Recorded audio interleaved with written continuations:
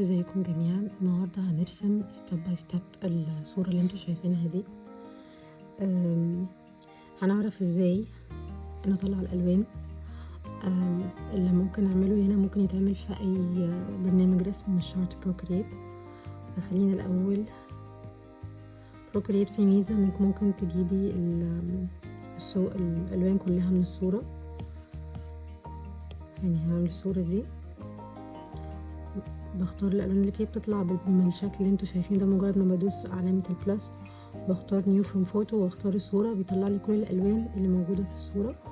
دي طريقة علشان نطلع الالوان مظبوطة.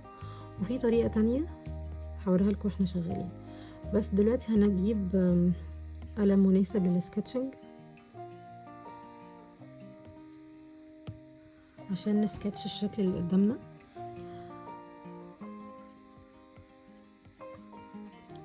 مش لازم كل حاجة تبقى مظبوطة قوي، بس هنحاول على قد ما نقدر وعشان الفيديو ما يبقاش طويل. هسرع الحاجات اللي ممكن تسرع عشان الفيديو ما يبقاش طويل. دلوقتي هنرسم سكتش بسيط. قبل ما اسرع الفيديو، لو انا عايزه اظبط حاجه في السكتش مش عاجباني، في كذا طريقه عشان التصليح. ممكن نجيب سيلكت للشكل اللي مضايقنا، مثلا الكوره دي، وبعدين اكبرها واصغرها زي ما انا عايزه عشان تبقى مناسبه اكتر للسكتش. دي طريقه تصليح.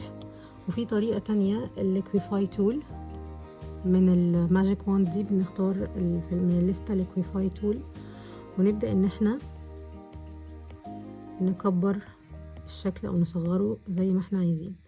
دي طريقتين بتساعدني ان انا اظبط السكتش بتاعي قبل ما ابدا التلوين. دلوقتي انا هرسم سكتش سريعا وهسرع الفيديو عشان ما تزهقوش. طبعا ده سكتش تقريبي، مش لازم يبقى شكله بالظبط. هنبدا دلوقتي. ده زي ما قلت سكتش مش لازم يبقى كوبي بيست، بس احنا هنا بنتعلم ازاي نلون الحاجه. طيب ده اللاير اللي عليه السكتش. هنعمل لاير جديده وهنخلي اللاير بتاع السكتش فوق خالص، وهنخفف يعني نخليها شفافه شويه. وعلى اللاير دي هنبدا نحط اللون مصمت، يعني لون مجرد يعني اي اللون الاساسي هنا اللون. يعني في طريقتين زي ما قلت. انا هنا عملت الباليتة فيها الالوان كلها، ممكن اختار اي لون بس انا عايزه اختار لون نيوترال. وفي طريقه تانية عشان اطلع الالوان، ان انا احط كده القلم على الصوره هيطلع لي الدوريه اللي بتعمل بيك للون. هختار اي لون وهبدا اشتغل. هجيب طبعا فرشه مناسبه للتلوين. انا بستخدم فرشه موجوده اوريدي في بروكريت، زي موجوده في البينتينج براشز لا، في الارتستيك براشز. ارتستيك واحده اسمها ليمسول. طبعا كل واحد بيبقى ليه الفرش اللي يعني بيحبها، يعني اي فرشه هتبقى مناسبه لو هي للتلوين. بس الفرشه دي انا بحس ان هي حلوه عشان بتتبني معاكي، يعني بتبقى خفيفه ممكن تتقلي عليها. هي تبان انها تقيله بس هي يعني هتشوفوا معايا. خلينا نبدا نحط الالوان.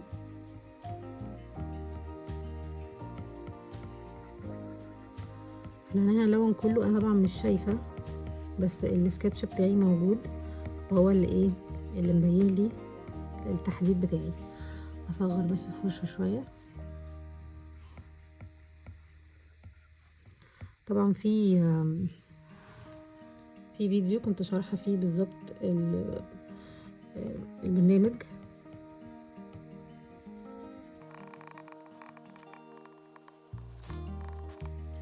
تمام كده عملنا اول خطوه في لاير لوحدها، اللون لوحده من غير اي حاجه. طيب بعد كده هنعمل قبل ما ننتقل للاير تانية هكمل بقيه الرسمه. هعمل برضو لون ساده خالص مفيهوش اي حاجه هلون بيه.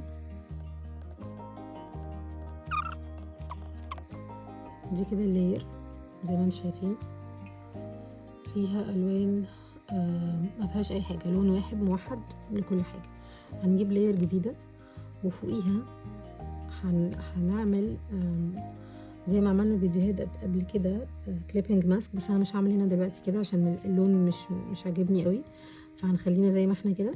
وفوقيها بلاير هنعمل لاير للالوان الغامقه، هنحط كل حاجه غامقه قدامنا في الرسمه نبدا نحطها هنا بنفس الفرشه، مش محتاجه اغير حاجه. هختار الالوان الغامقه، مثلا هنا في لون اسود واضح جدا،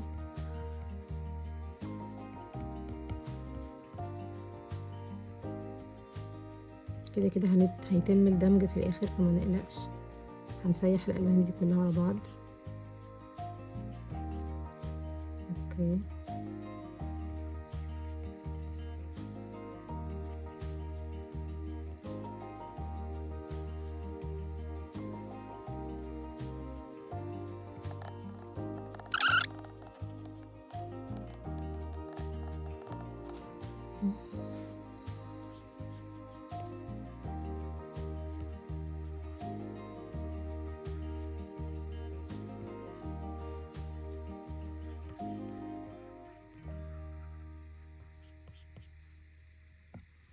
هنحط الالوان اللي في النص بعد كده، ممكن نحطها في لاير لوحدها، بس انا هحطها في نفس اللاير عشان انا عايزه ادمج الالوان مع بعض.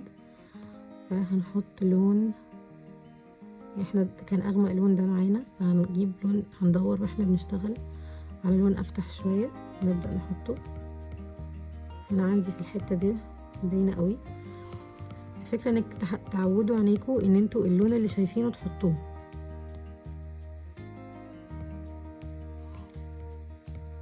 وبعد كده هندمج، نشوف لما نيجي ندمج ايه اللي هيحصل. انا هنا بدمج بنفس البرش بتاعت اللي انا برسم بيها، نفس هي بليم سول دي برسم بيها وبدمج بيها وبمسح بيها وبعمل بيها كل حاجه.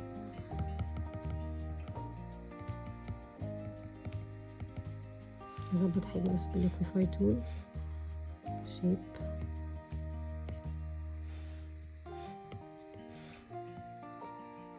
اوكي، نرجع تاني للتلوين.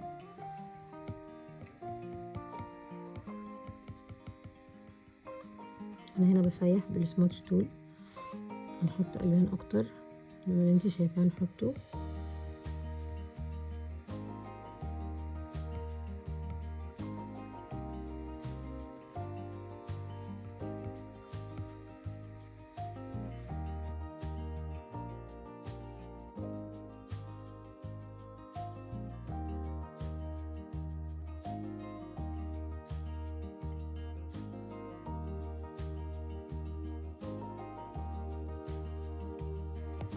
هننتقل لواحدة تانية.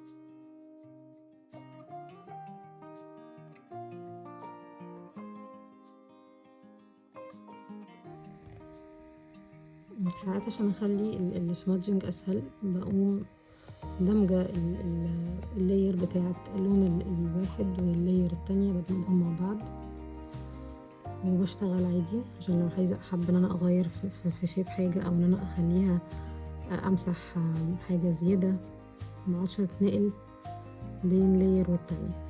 بس لو حابين تفهموا اكتر عن اللايرز في فيديوهات تانية فيها الموضوع بالتفصيل ازاي تلونوا معايا، يعني في فيديوهات اسمها ارسم معايا خطوة بخطوة، هتلاقوا فيها تفاصيل اكتر عن اللايرز واستخدمها بطريقة more professional.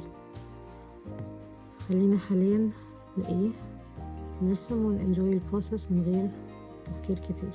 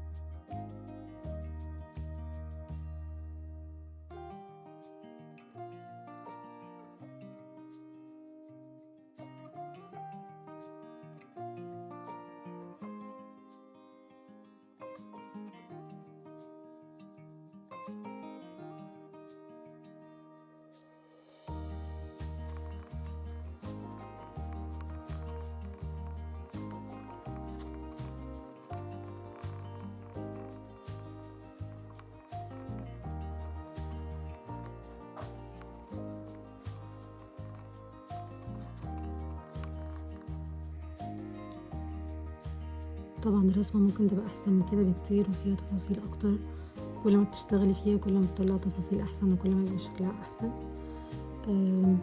بس كده كفاية عشان كده الفيديو بقى طويل جدا برغم ان انا بقى بسرعه، بس ستيل بقى طويل. هنبدأ دلوقتي نخلص الحاجات اللي فاضلة زي ما قلنا عشان نعمل كده زي مراجعة سريعة. كل اللي عملناه ان احنا حطينا اللون وبعدين في 2 layers، في layer عليها السكتش بس انا خلاص مش محتاجاها، يعني انا تقريبا عملتها هيدن من نص الشغل فهمسحها خلاص مش محتاجاها.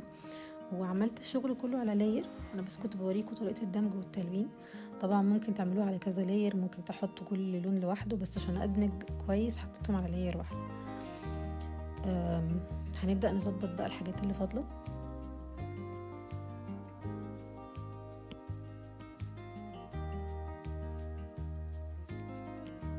كل اللي استخدمناه براش واحدة اللي هي بليم سول، اهي موجودة في الارتستيك براش باك، واستخدمناها هي في بليم سول برضو في السمودجنج تول وفي الاريزر نفس الفرشة.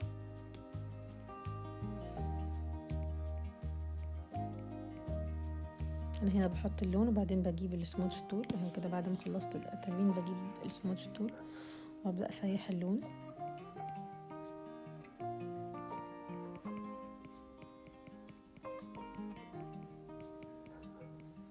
زي ما انتوا شايفين كده. هسرع الفيديو عشان نخلص الرسمة مع بعض ونشوف الشكل النهائي.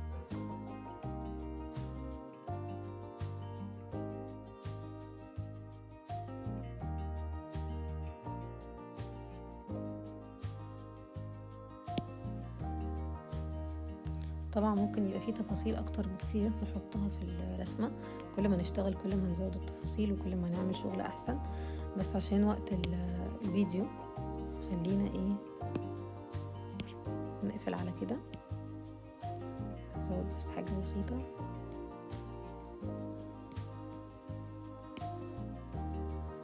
نعمل سمادج.